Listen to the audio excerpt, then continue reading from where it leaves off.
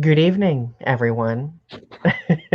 Welcome to episode 44 of Restitching the Tapestry.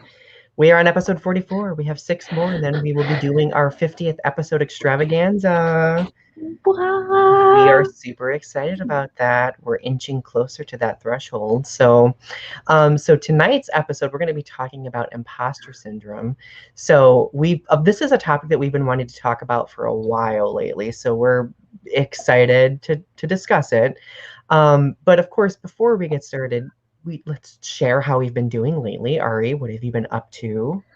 Um, I don't know, just a lot of stuff. My sister's home from Texas, so I went to the drive-in with her, and I've just been spending time with the family, and yeah, my sister has quit her job in the employee revolution because she asked for more money, and they said no, and she said, well, you can take this job and put it you know where, and I'm gone.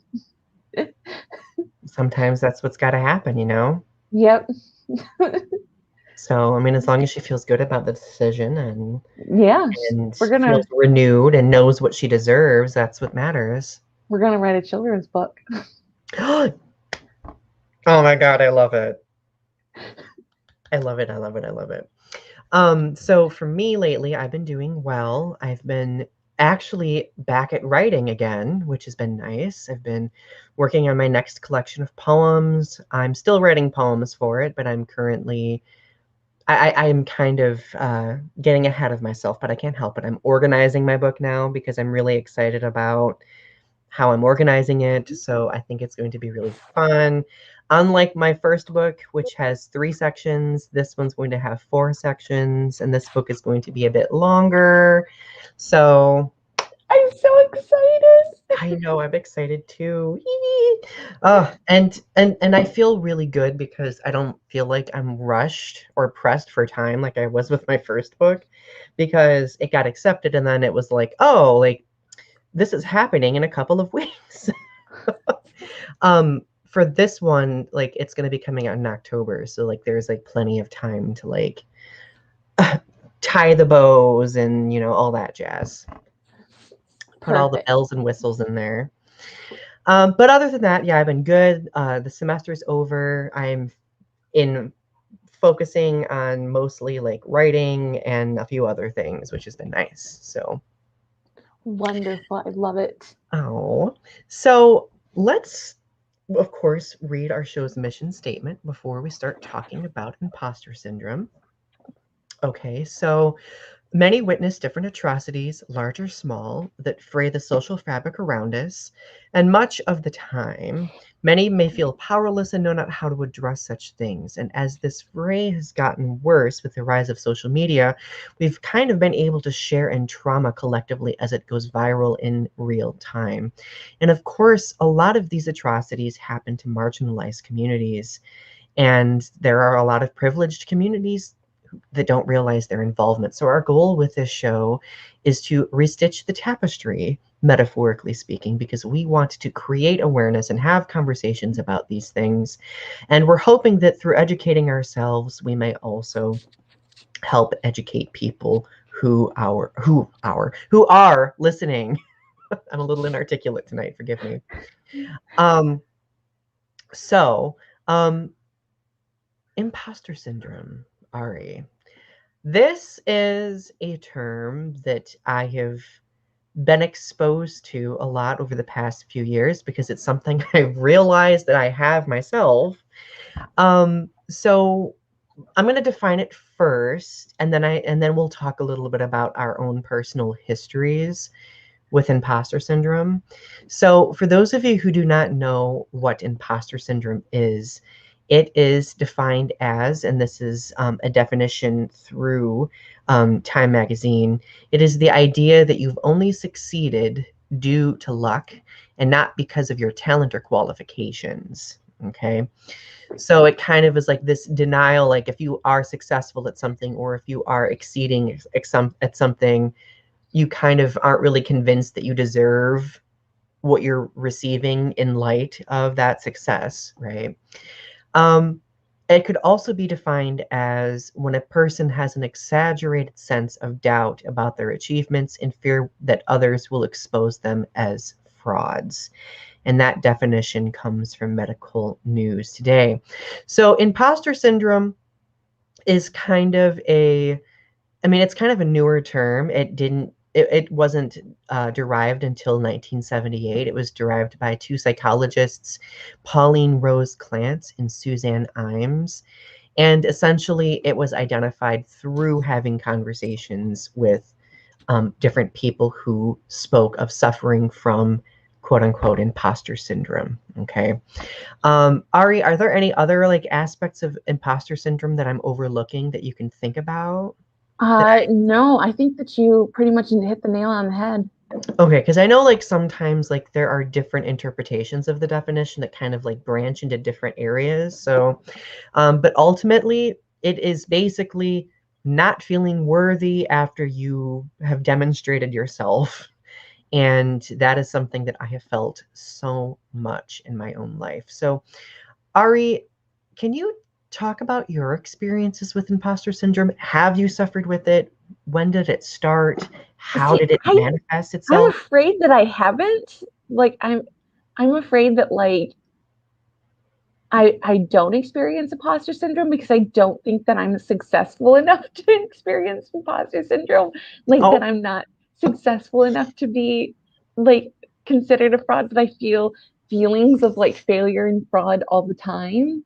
Like that I'm like I'm just that but I've done stuff in my life that like are considerable achievements. Like I moved across the United States and I moved from Death Valley to Seattle um, by myself, and I moved my boyfriend and and like I just did that on a whim, and like I saved up $10,000 and just moved us, and I wrote a book. I mhm. mean, like And got it published. and got it published. Like, so I just, it's like, so I'm like, I don't understand. Like, I don't think that I'm successful enough, even though I've demonstrated that, like, I have these things that, like, are markers of, like, Hmm. these are the signs of success.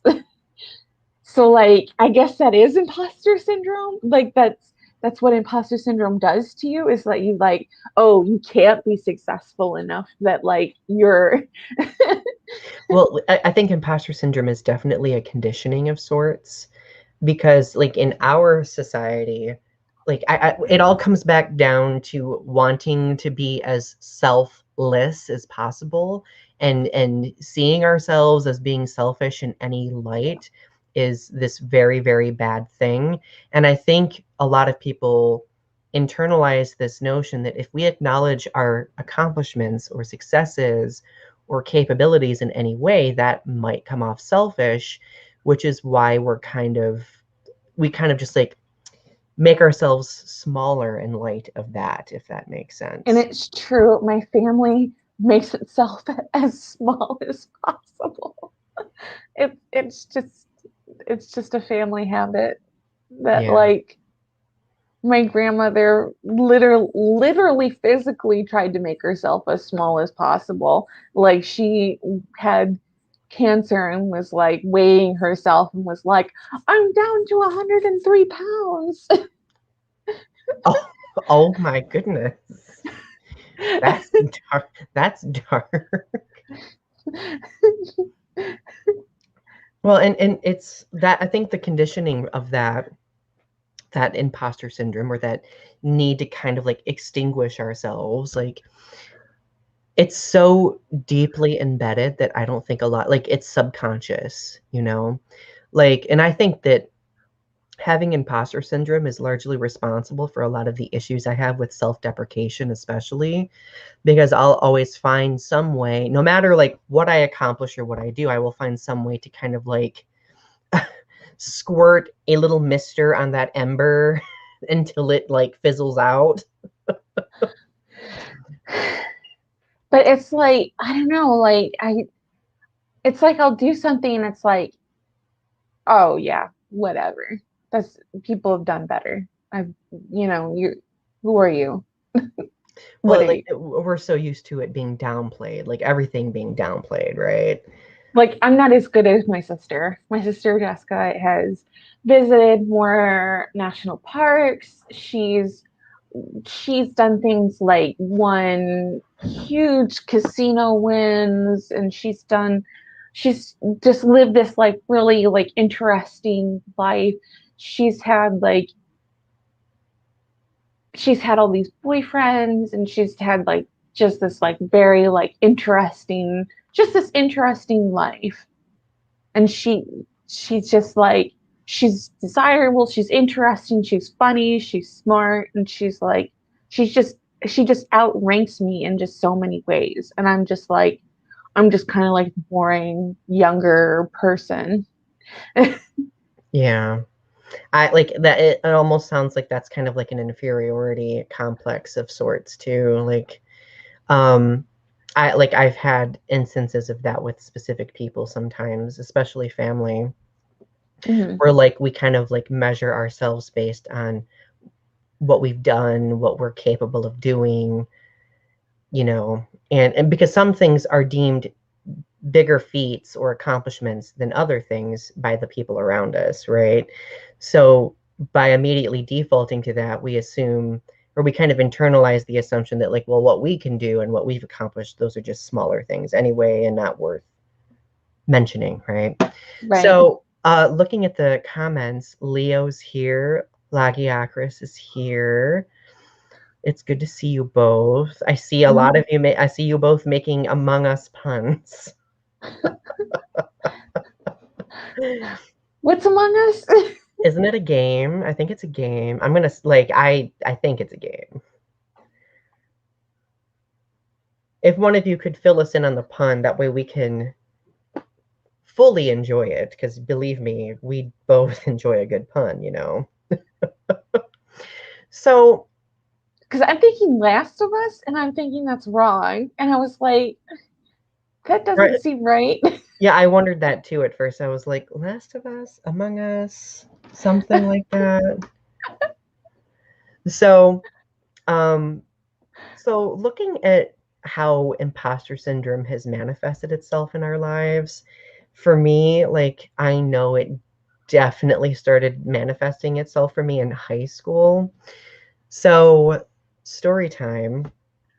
When I was in high school, I was in band, and I think I may have talked about this in my bullying, my story of survival series, but like band was very competitive, and I like in my section because I played saxophone, there was like always like a lot of competition, and everybody loved one specific person. And don't get me wrong, like this person was a phenomenal human being, so like the love was like well warranted and justified. I loved this person dearly, but everybody kind of viewed me as that person who was just vainly trying to do better and not succeeding, even though I was actually pretty good. And I was like scoring the same things, performing the same way, succeeding, right? So I started developing an inferiority complex, or not an, but an imposter syndrome back then because I felt like I didn't belong. Like I felt like the successes that that I was like accumulating didn't matter in the grand scheme of things because they weren't measured as highly as this other person's successes. So like it started for me in high school, and it kind of like had a snowball effect from there, and it's kind of gotten worse as I've gotten older.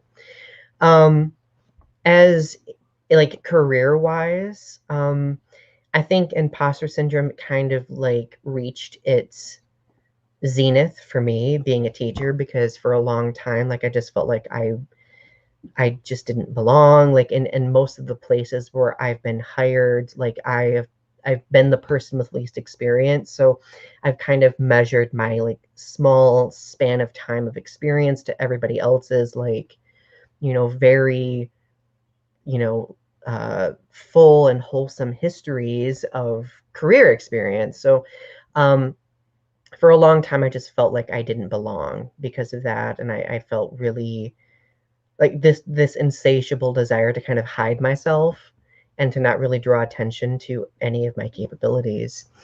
Um, that's gotten a little bit better, I think, because um, I've been kind of speaking out a little bit more. I've been demonstrating that my opinions have merit and that I can contribute, and people have been very receptive to that. So it's been very helpful for me to kind of see it in action, like see like that validation, because people with imposter syndrome do need validation. Like, and there's nothing wrong with needing validation. But that's another one of my frustrations, and we can talk about this later, because there are a lot of people who will really go out of their way to shame others for needing any sort of validation. Mm-hmm. Without realizing that those people needing validation have probably been surrounded most of their lives by people who have not given them validation, or the validation's been very like double-edged, if that makes sense. Right. So um of course, like in my experiences, like with hobbies, like, oh my gosh, as a writer, I have felt imposter syndrome my entire life. Right. Even now, I still feel imposter syndrome. Like, Do you I share your will, writing with people and then they don't give you feedback and you're like, it just like sets off that imposter syndrome and you're like, are they not saying anything because they didn't like it, or is it just because they didn't read it? or like if the response to it is like the most minimal response possible, like, Oh, like it's good. yeah, like, or cool, or I like that. It's like, what specifically do you like? So it's really difficult to navigate that. Like, and I think a lot of it too, like as writers, like unfortunately, the literary community can be very gatekeepy as well.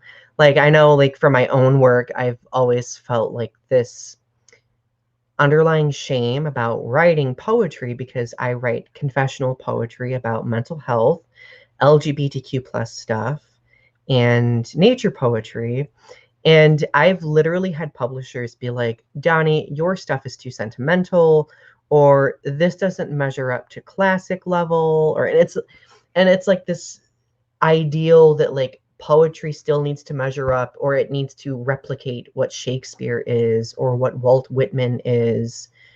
And or like if you're a fiction writer, it has to replicate what Stephen King is, or um, Tolkien, or other like very well established, writers in different genres. So I've what's helped me get through that imposter syndrome is rediscovering that my hobby and the different work produced in my hobby is diverse, and that diversity should be celebrated.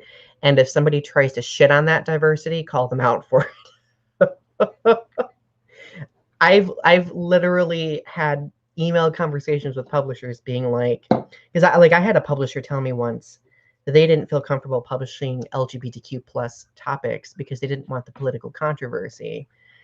And I was like, don't you think some of your readers are LGBTQ plus readers? How would your readers feel if they knew that you said that?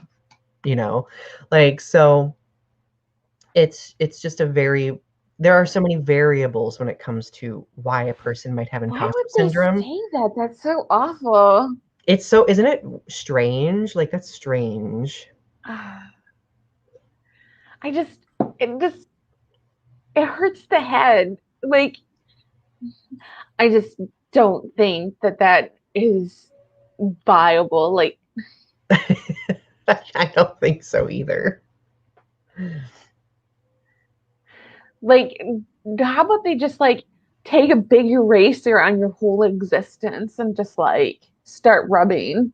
Well, and that's essentially what it is. It's like this weird, subtle erasure. And of course that contributes to the imposter syndrome. It's like, well, maybe I don't belong in this genre because I write about this particular subject. Of course, I've unlearned that. Right. Um, like getting a book published and it, doing relatively well was very validating for me. So I don't have that fear as much, but I know that there are some people who will like make comparisons, so on and so forth. Like, oh, well, this isn't Shakespeare. Like, what are you doing if this isn't Shakespeare?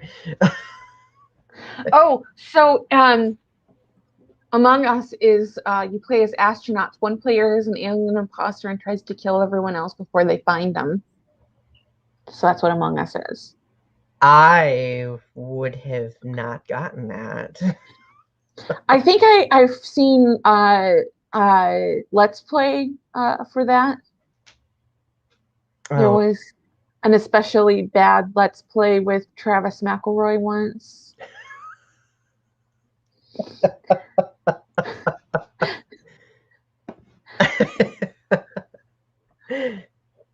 sounds about right. Yeah. So, so obviously, like with hobbies, like imposter syndrome can definitely be a thing. Um, and we've talked about struggling with the success. Like I know, I know, like since my book has been out, like I've had instances where I've felt like, well, I don't really deserve this. This is just my angsty poems that I wrote. But then, of course, like there's another part of me that's like, Donny, stop. Like you deserve it. You've been wanting this your whole life. You've See, gotten if you there. think yours are angsty poems, mine are really angsty poems. Mine are like super angsty poems. I love your poems. I I just write love about that they're angsty. mine is just like, oh, I wrote about another fight. All right, like yeah, Chris, thank you for tuning in for a while tonight. And if the chat doesn't get more active, that's fine. There doesn't seem to be a lot of people on tonight, but that's fine. People can come back and listen to it some other time. But I've also I think the really horrible imposter syndrome that gets me the most, I think, is the imposter syndrome of that a lot of people have with like the groups of people they might be in or with the people that they're surrounded with, like this realization that like because I've had these moments where I'm like, I don't deserve the people around me. Like I don't like compared to these other wonderful people around me, like what I have to contribute or what I have done doesn't really add much to, this social setting. I don't experience that as much as I used to. Like I used to really, really struggle with that, especially when I was coming out, because like I think at that critical juncture, I was led to believe that I needed to prove myself in some way, and that if I didn't have anything to prove myself with, then I was immediately kind of nothing, you know?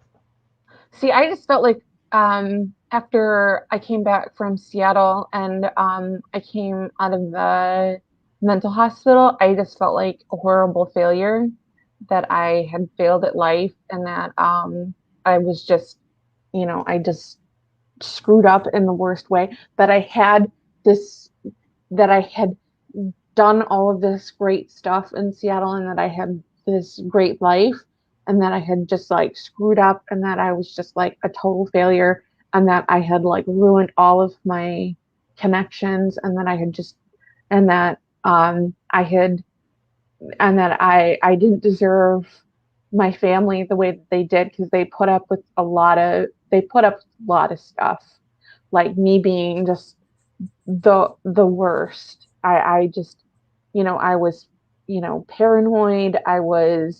Um, I was abusive. I was aggressive. I was scared. I was just a lot of different emotions all at once for several months. And Hmm. so when I came home, had um, I had to go through a lot of healing.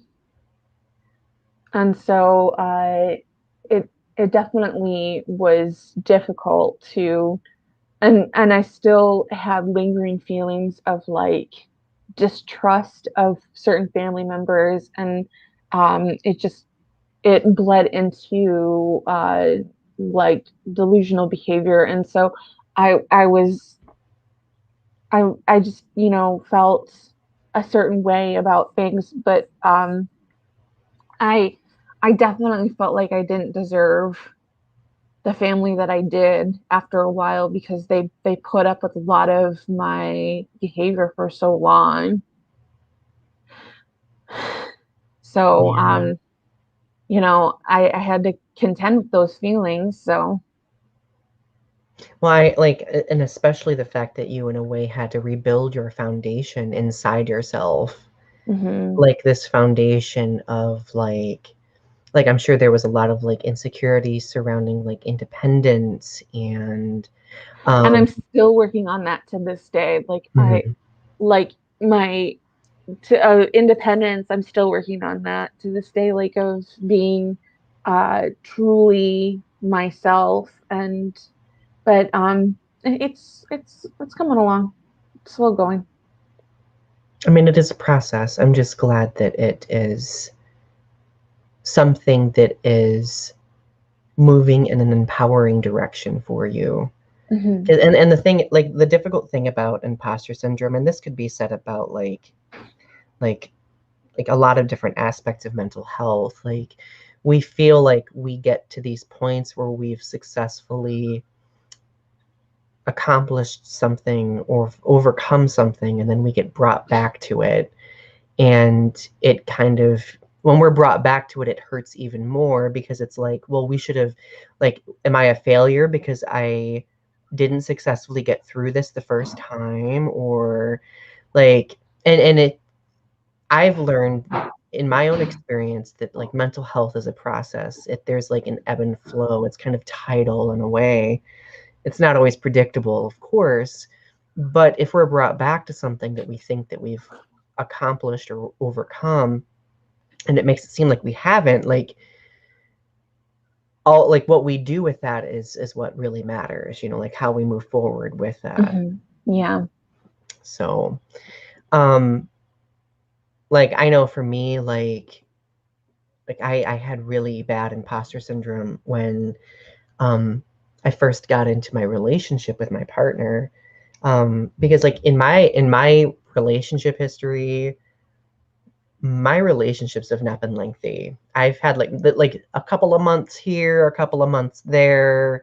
The longest I had at like before my current partner was like maybe 5 or 6 months. So I like kind of internalized this kind of like weird imposter syndrome that I didn't belong in a relationship because I didn't measure up to the people that I would meet. So it was Mm. kind of like this warped imposter syndrome with this inferior. It was like, think of this ridiculousness as a bowl of something, and I was like sprinkling in imposter syndrome, and then there was like a little inferiority complex sprinkled into that, with some depression sprinkled into that, and then it turned into like this shit casserole of It's true. Yeah. this is a really bad analogy, but it's what I got for you. My last relationship was like that too. With my ex Tim. Um, I he would treat me like a decent human being, and I would be like shocked. Like Hmm. he would remember to do something, and I would just be like surprised. Oh my goodness, that, yep. I really can connect with that. Like I've been with my partner Britton for almost 3 years now, which is like a decade in gay time. But like even to this day, like I'm kind of going through constant shock and the realization that somebody wanted me. Like I'm good enough for somebody. Like Mhm. somebody does nice things for me. Like, oh my God, I deserve this. But you're better off than I am because mine didn't last and yours did. Well, I firmly believe though that that left an open door for you to find someone that will make you feel that way again. Let's drink to that. Drink to that. Well, and like I do genuinely believe there are good people out there, and I do appreciate the people in my life who are very understanding of my mental health, especially when it comes to imposter syndrome. Because the truth is, like, imposter syndrome can be very exhausting for the people around us. Um, I've learned that over the past couple of years. Like my constant self-deprecating can be very exhausting for people. So like it's a daily process to kind of navigate through that. So Mm-hmm. Leo says, why is the thing not working? Okay, there we go. I honestly don't feel like I have imposter syndrome traits. I sometimes have doubts about things, but not from pessimistic thoughts. I'm a realist and often analyze situations in a neutral mindset. So the thing about imposter syndrome is that for me, they don't always come from pessimistic thoughts. Um, because I'm a pretty logical person. Like I think logic and rationalization can be used to justify almost anything, and it can even be used to justify like feelings of being an imposter. Now, of course, I'm not suggesting that you have imposter syndrome. I can't even like I don't have the authority to bestow that upon anybody. But I'm just saying like that for me, like it doesn't just come from pessimistic thoughts necessarily, if that makes sense. If anything, I overanalyze situations. I don't know. Mine's irrational. I just Oh, yes. like, there's no rationalization for it. I just feel like a failure, and Hmm. I often minimize the things that I do. Yeah. I like that you use the word minimize. Like, I think that's a very applicable word because we're always trying to minimize everything ourselves, things we do. And sometimes, like, if you get somebody who knows you very well, they can spot that. Because like the immediate like I know like you would very easily be able to spot when I'm minimizing myself because we've known each other for so long. Yeah. I feel like we both kind of bounce back and forth that way because we're familiar with our own insecurities and pasts with kind of questioning our capabilities and not being surrounded with people who will always be stabilizing forces, you know. So let's pose some discussion questions. How about that? I got some good ones today. What's your first one? Okay. So, uh, can you have imposter syndrome despite not monetizing yourself, such as your personal life or being overtly successful? So can you have imposter syndrome without like the financial aspect being attached to it? Like Mm-hmm. I think so, 100%. Um, I think that imposter syndrome can be largely tied to making money in general or feeling like an imposter if you're not making enough money or like the money that you make isn't well warranted or even like if what you just produced that doesn't make money. Like I feel like you can like on a quality basis like people can still feel that imposter syndrome.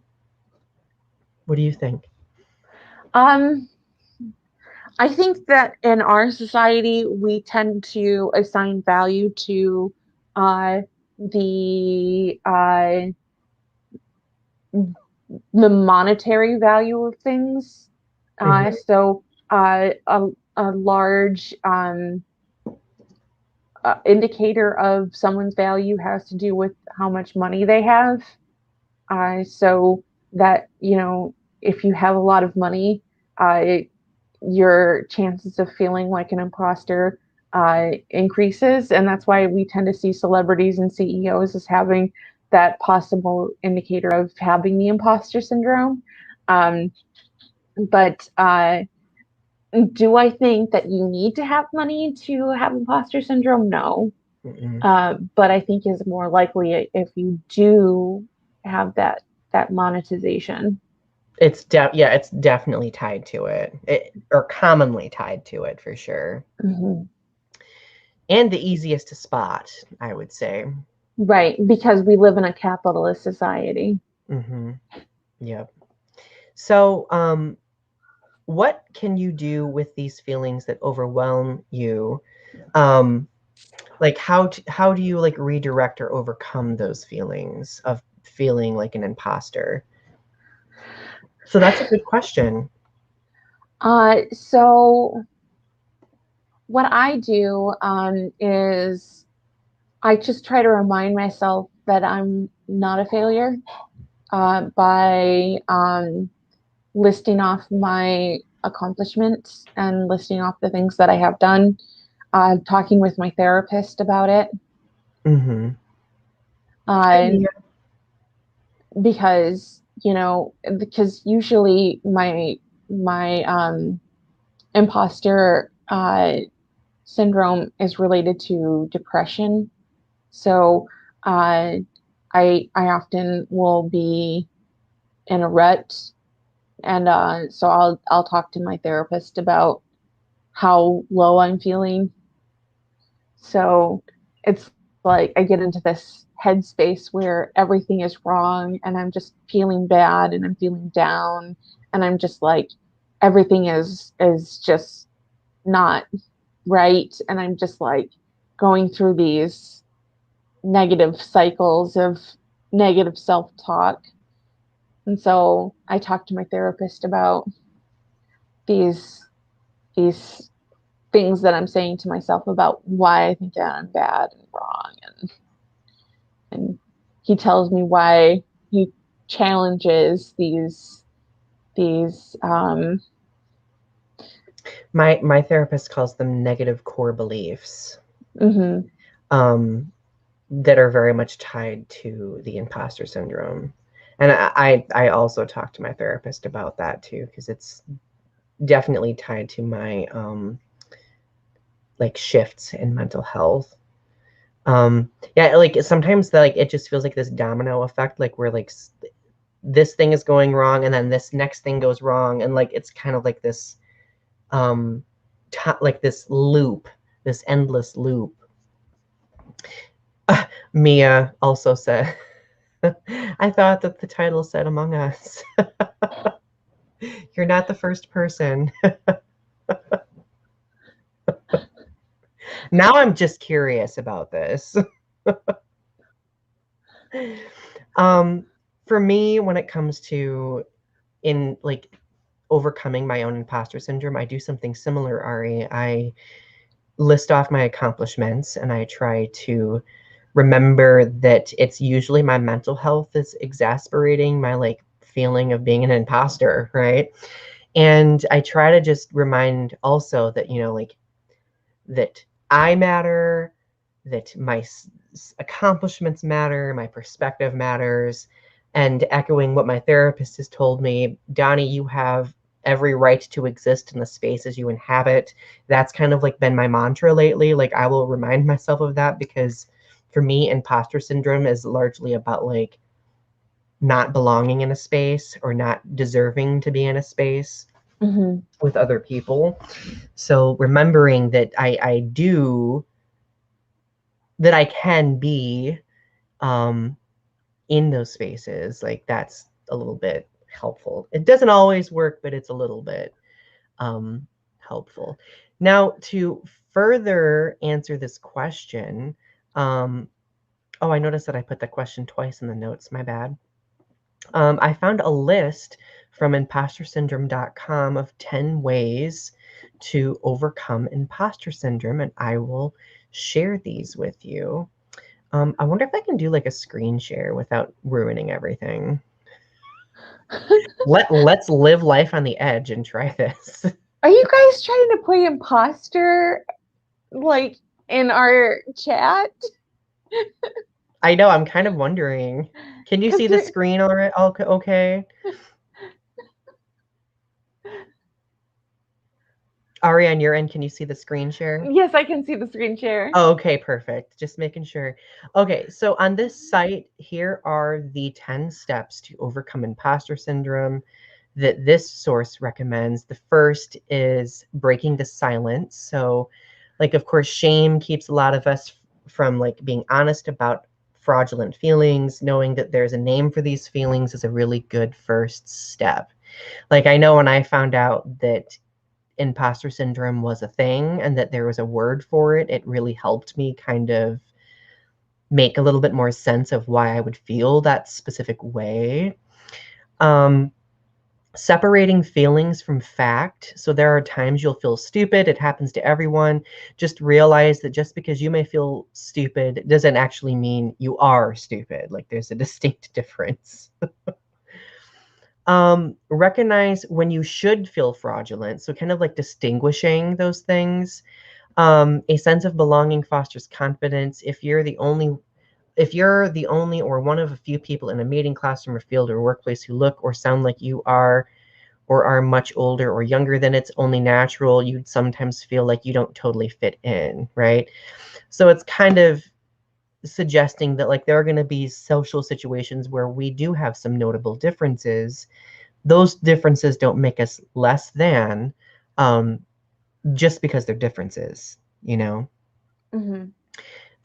Accentuate the positive. The good news is being a perfectionist means you care deeply about the quality of your work. Having imposter syndrome can definitely be tied to being a perfectionist 100%. So the key is to strive for excellence when it matters most, but don't persevere over routine tasks and forgive yourself when the inevitable mistake happens.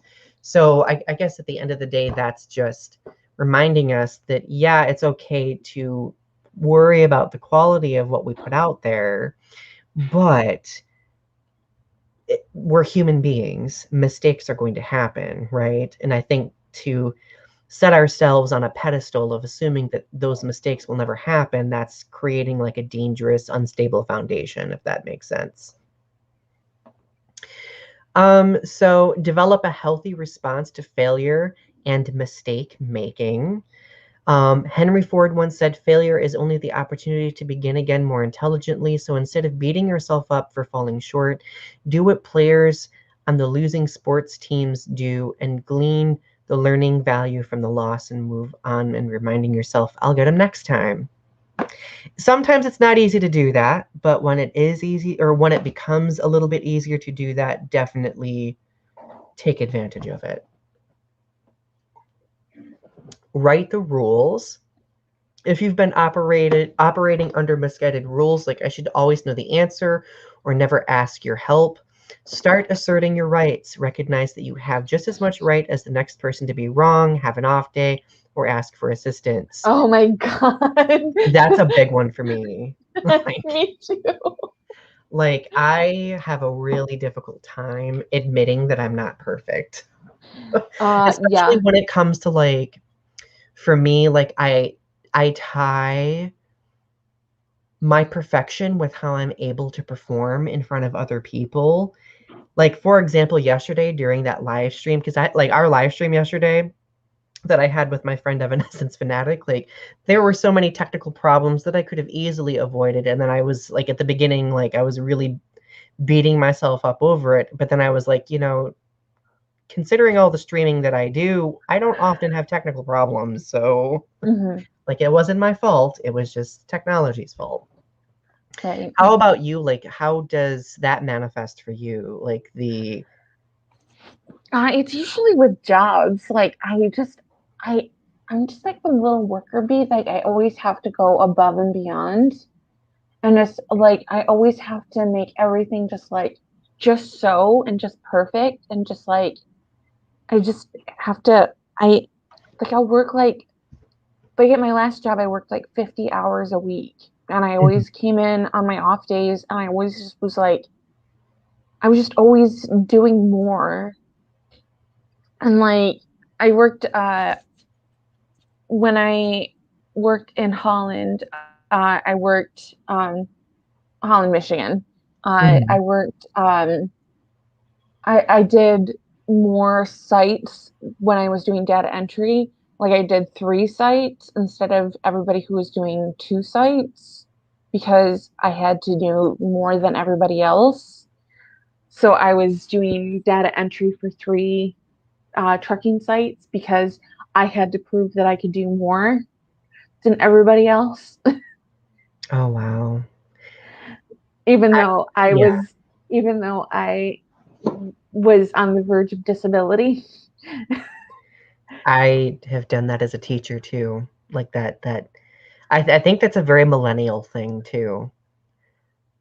Because it's like you got to ingratiate yourself to like prove that like you're good enough or the best. Hmm. Goodness, man, did I relate with that. So, number 7, develop a new script. So, become consciously aware of the conversation going on in your head when you're in a situation that triggers your imposter feelings. This is your internal script. Instead of thinking, wait till they find out I have no idea what I'm doing, tell yourself, everyone who starts something new feels off base at the beginning. I may not know all of the answers, but I'm smart enough to find them out. Definitely something that I relate with a lot. Like I've been in situations where I have felt like 100% lost and I'm like, well, I clearly don't belong here because I am an idiot. But then I would kind of like try to like resituate myself and be like, Donnie, you're not an idiot. You've just never come across this information before. You'll understand it. It'll make sense. Ask questions. So like I used that to kind of help build my confidence in asking questions, especially. So, number 8, visualize success. Do what professional athletes do. Spend time beforehand picturing yourself making a successful presentation. So, kind of cycling it through your mind a little bit, prior to it. Reward yourself. Break the cycle of continually seeking and then dismissing validation outside of yourself by learning to pat yourself on the back. Fake it till you make it. This is another good philosophy that I have. Now and then, we all have to fly by the seat of our pants. Instead of considering winging it as proof of your ineptness, learn to do what many higher achievers do and view it as a skill. I've gotten to that point now where I view it as a skill as well. Like I will be like, you know what? Damn, Donnie, like you had no idea about this, but you got through it. Like you got through it. So like Don't know how, but I did it. yeah, like I've had instances where like I'm like, man, did I feel inept? But then afterward, I'm like, you know what? I felt inept, but damn, I did not sound inept. Is everybody playing their game in the chat still? You guys are lucky this is not a classroom. I'd be assigning an essay on imposter syndrome due at 9:30 p.m. A 10-page essay. I'm kidding. I would never do that. That would be horrible. um, so has imposter syndrome affected your body image at all? How would you describe, like, have you gone through that, Ari, by any chance? I have, yeah. So, because I feel when you get into these negative self cycles, it starts affecting the way you look at yourself because you're like, oh, I'm just a big, fat, ugly, stupid fraud, and like I'm just, like because I haven't, I feel like I haven't succeed, like I minimize things, so like I feel like because I feel like a fraud, like because mentally, like I start to look at myself physically and like I think that like my body is like misshapen. Like I'm just like, Mhm. oh God, I'm just like something's wrong with me. Yeah, I've had instances of that myself. Um, it's and just like I know, like yesterday I had like this experience because I was on gay TikTok, which is like every other video is here is how you get abs. Here is how you look great. Here is how you don't look gross. And I like after all of those videos, like I was just like, do I belong in this community if I look like this? And then I was like, Donny, back this truck up.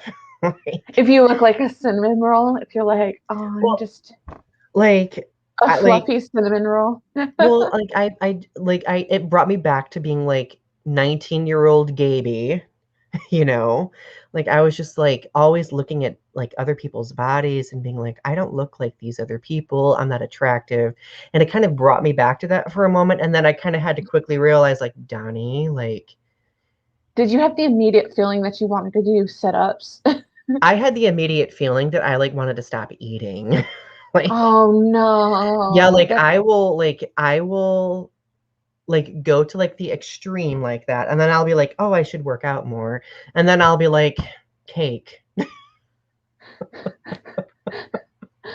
pasta, cheese. Granted, like I've gotten to like, because I would argue that I used to have like significant issues with dieting, like very unhealthy habits. me too. And I've gotten to the point now where I can like catch myself before I kind of veer into doing that, thankfully. Like it would manifest itself as like taking like laxatives when I didn't, need a laxative or Maya made a joke, impasta.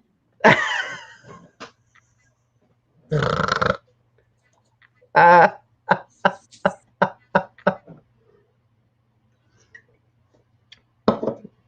100%. chef's kiss. Or it would like manifest itself as like just me working out too much to the point where like my body was like dying from like it didn't have recovery time. So like now that I can catch myself, like it doesn't like I still get like those issues with imposter syndrome and body image, but Hmm. not as often as I used to. In Yeah. fact, there's some poems in my next collection about it. So not to give you a sneak peek or a teaser or anything. Do you want to read one? Oh, I don't have it with me right now. But Oh, next time for sure, I okay. would I would love to read one. I'd have to go through and pick one, which would be really hard to do too. So how does imposter syndrome affect your self-esteem? We've kind of touched on that a little bit here and there. Um, for me, the self-esteem is just like that I don't belong, like just this lack of belonging. Right. And it Mhm. just for me, like I said, it just affects my depression. It just puts me in this like downward spiraling loop. And then I'm just in a hole and I'm just like, I can't get out. And like, I have to talk to somebody to get out because it's just like, it's horrible. Right. I have negative body image issues. I have negative sometimes I have suicidal ideation. It just all piles up, and I'm just like, Oh oh. goodness. Like you mentioned suicidal ideation. Like it gets to me with suicidal ideation when um because like when it comes to like a sense of belonging, like if I feel like my belonging isn't deserved and is burdensome on other people, that's when it starts like spiraling into suicidal ideation. Mhm. And like that's usually when I have to talk to somebody too. And what's really difficult, and this is difficult for a lot of people struggling with different mental health challenges, but knowing who you can go to talk to, where what you divulge won't hurt those people. Because I've had to go through the learning experience of realizing that my imposter syndrome, my depression, like sometimes like it affects the people around me if I'm not careful.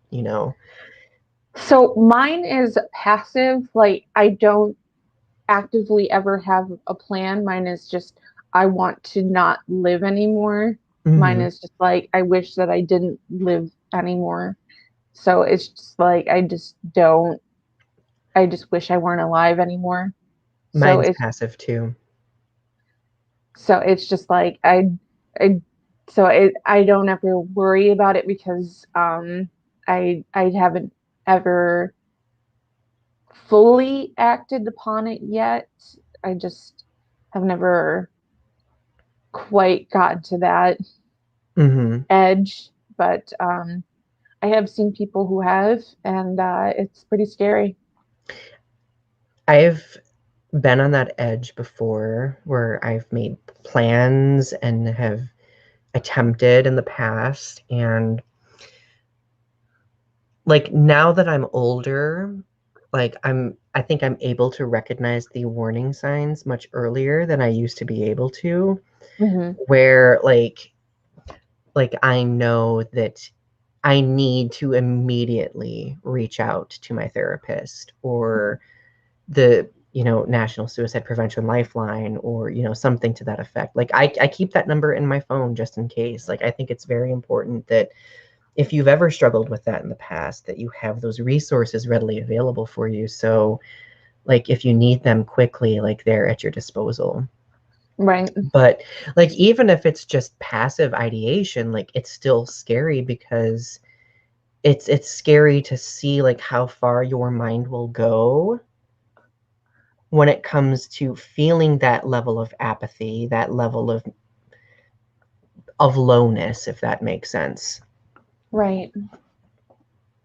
So, um, and like if we think about it, like, because a lot of people feel really isolated when it comes to feeling imposter syndrome, especially. There are actually a lot of celebrities out there, for example, who feel or who have struggled with imposter syndrome. Um, so what are do you know some of those celebrities, Ari? Tom Hanks, Lady Gaga, Maisie Williams from Game of Thrones, Oh, yes. Yep. Tina Fey, and Aquafina. Yep. Mm-hmm. I know, like, especially Lady Gaga has been very much like I mean, in general, is very upfront about mental health, but she's talked about imposter syndrome before quite a bit. Yeah. But it just goes to show you that imposter syndrome isn't limited to, you know, people of a specific like income bracket, right? Like it can happen to anybody. Um, so like that's something important to consider. Yeah, Um, it can happen to everyday Joes just like us. exactly. Yeah. So when it comes to imposter syndrome and eating, like, do you find that you eat differently when you start on like those like negative core beliefs? When I start to spiral, I definitely find myself eating less, or I find myself getting sick gastrointestinally, just Mm-hmm. really not wanting to eat very much. Yes, I relate with that 100%. It's either one or the other, or sometimes like, I mean, sometimes it can be both. Like I'll eat a lot and then that'll like then spiral into like gastrointestinal problems. It's not fun. So Leo says, by the way, please make no mistake, we're not making light of the serious issues. Oh, we know that you guys are taking this seriously. I was just joking myself about assigning you a 10-page paper. It's actually kind of fun to see you guys making jokes. It is. I mean, this is kind of a heavy topic, so we do appreciate the lightheartedness in the chat.